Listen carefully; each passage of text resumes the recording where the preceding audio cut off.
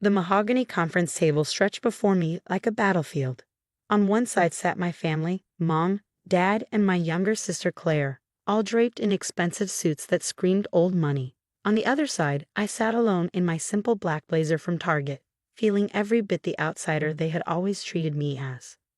"Just sign the papers, Margaret," Dad said, sliding the stack of documents across the polished surface. His voice was firm, final. "It's for the best. Claire has the business degree. She knows how to run grandfather's company." I stared at the inheritance transfer papers, my grandfather's final gift to me, a 51% controlling stake in Montgomery Technologies, worth over $200 million. His will had shocked everyone by naming me, not Claire, as his successor. He had passed 3 months ago, and they had spent every moment since trying to undo his decision. "I earned my engineering degree while working full-time," I said quietly, my fingers tightening around the edge of the table. "I understand the technical side of our products better than anyone." Mom let out a small, disdainful sigh, flicking a perfectly manicured hand. "Please, Margaret. Working as a waitress and taking online courses hardly compares to Claire's MBA from Harvard. Don't embarrass yourself." Claire smirked, adjusting her car year watch. "Don't worry, sis. You can stay in R&D. Someone has to do the grunt work." 10 years of their belittling flashed through my mind. Claire attending private schools while I was sent to public ones, family vacations I wasn't invited to because I was too busy working, their refusal to help with my college expenses while Claire had a free ride. But grandfather had seen something in me they never had. During his final months, we spent hours discussing his vision for the company's future. "You have the heart of an innovator, Margaret," he had told me. "Claire sees dollar signs. You see possibilities." And now they wanted me to throw that all away, to sign over my birthright to the sister who had never worked a day in her life. "If you sign now, we'll offer you a generous severance package," Dad added smoothly. "Enough to start fresh somewhere else. It's more than fair." I touched the small key pendant hanging around my neck, grandfather's last gift to me.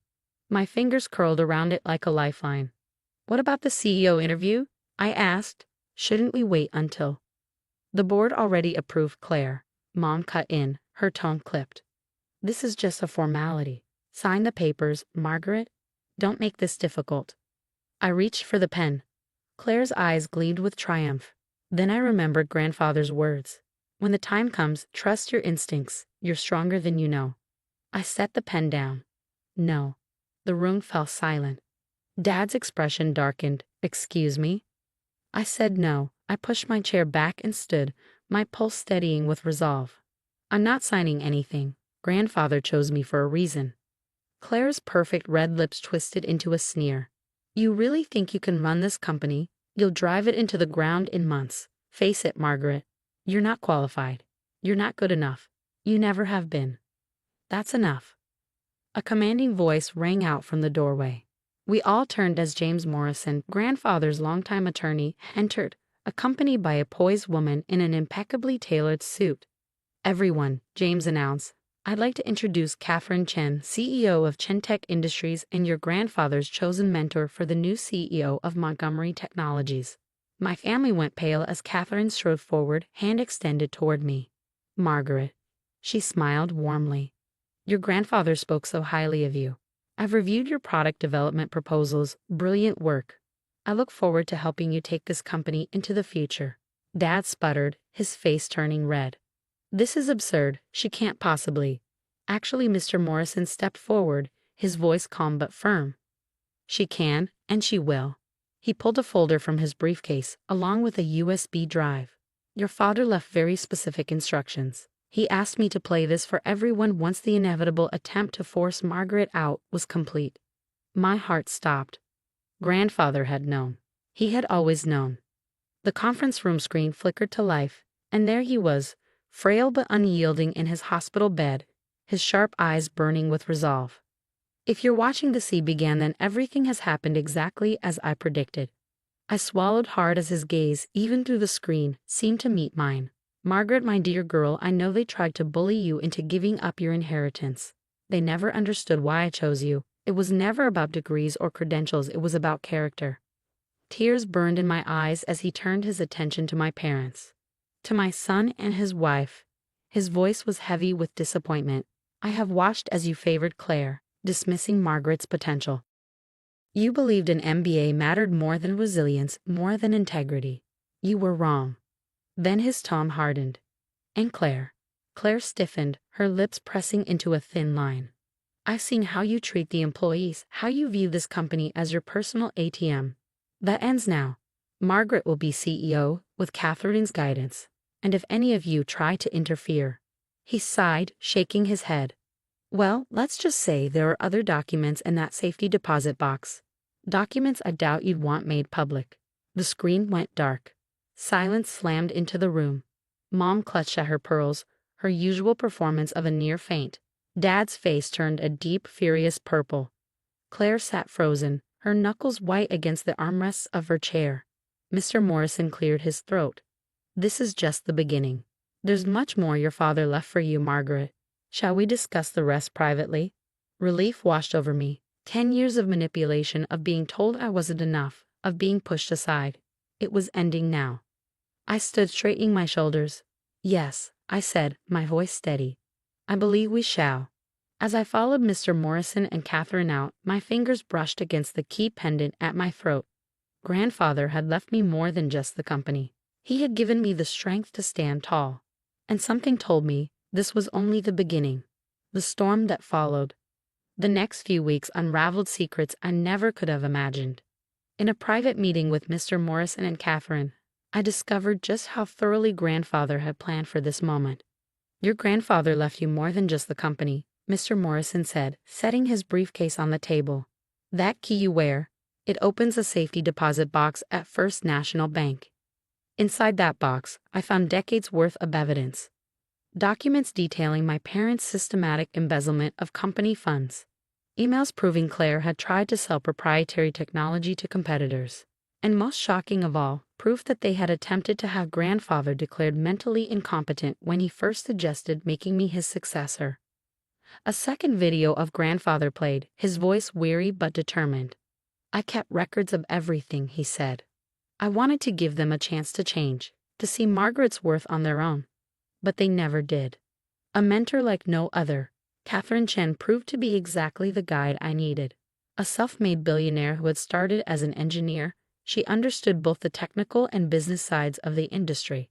Your grandfather reached out to me 6 months ago, she told me over coffee in her sleek office. He said he found a kindred spirit in you, someone who saw technology as a way to change lives, not just make money.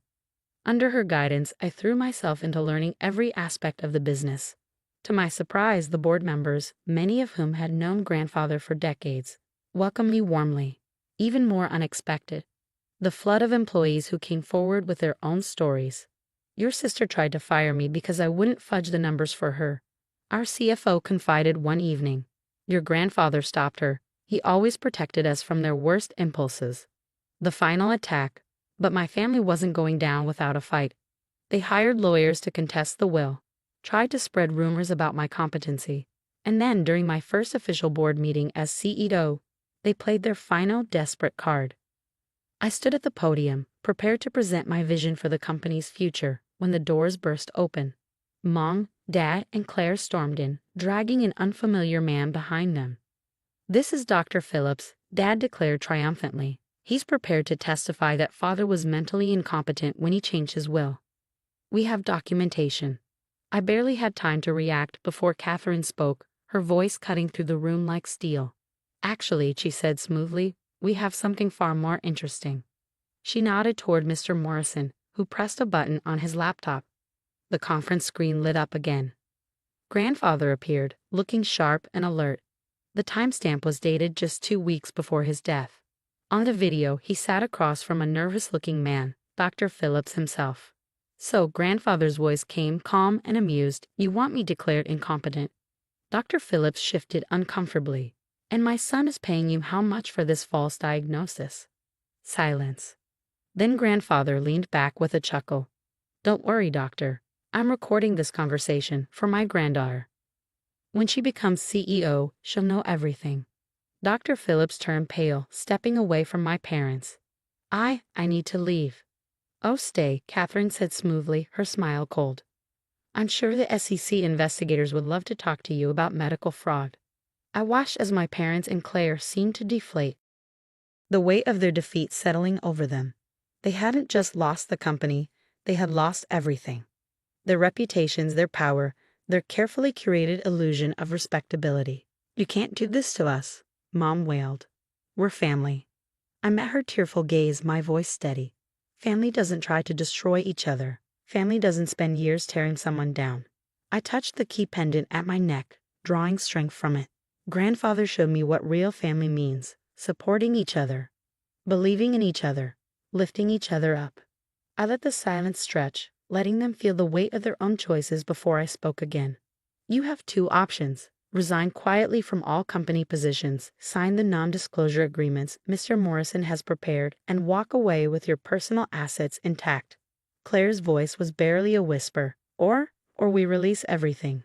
Every document, every email, every recording. I tilted my head.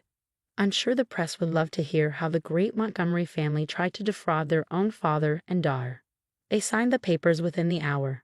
6 months later, Montgomery Technologies was thriving. Our latest innovation, a line of medical devices I had quietly developed during my years in R&D, was transforming patient care. The stock price had doubled. Employee morale was at an all-time high.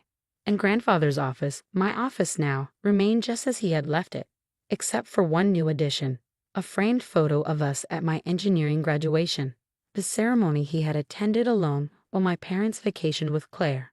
You see possibilities, he had told me that day. Now, sitting at his desk, I finally understood. He had seen me when no one else did, and he had given me the tools to prove them all wrong. Moving forward, one evening, as I was working late, Catherine stopped by. Your grandfather would be proud, she said, glancing around the office. You've exceeded even his expectations. I smiled, fingers brushing the key that still hung around my neck. I had good teachers. And your family? She asked carefully. I exhaled, nodding. They moved abroad. Claire's trust fund will keep them comfortable, but not extravagant. I met her gaze. It's enough. And it was enough. I didn't need their approval anymore. I had something better. Self-respect. Purpose. The knowledge that I had proven myself not through cruelty or revenge, but through hard work and integrity. Just like grandfather had taught me. Giving back. That night, on my drive home, I passed the small diner where I had worked during college. On impulse, I pulled into the parking lot. Inside, the warm scent of coffee and fresh bread filled the air. And there, behind the counter, was Sally, my old manager, still greeting customers with the same kind smile. Margaret Montgomery, she exclaimed, pulling me into a hug. I saw you in the Business Journal, CEO of Montgomery Technologies. Thanks to people like you, I told her sincerely. You gave me shifts that worked around my class schedule, covered for me during finals. I wouldn't be here without people who believed in me. An idea struck me. 2 weeks later, Montgomery Technologies launched a new scholarship program for working students pursuing STEM degrees. We called it the Rose Montgomery Memorial Scholarship after my grandmother, who had always believed in the power of education. The first recipient, Sally's daughter, a girl who dreamed of becoming an engineer. The best revenge.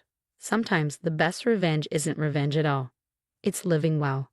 It's lifting others up instead of stepping on them. Every morning, I wake up grateful. Not for the money, not for the power, but for the opportunity to innovate, to create, to make a difference. The key around my neck reminds me of where I came from and where I'm going. I am Margaret Montgomery, CEO of Montgomery Technologies, and my grandfather was right. I see possibilities.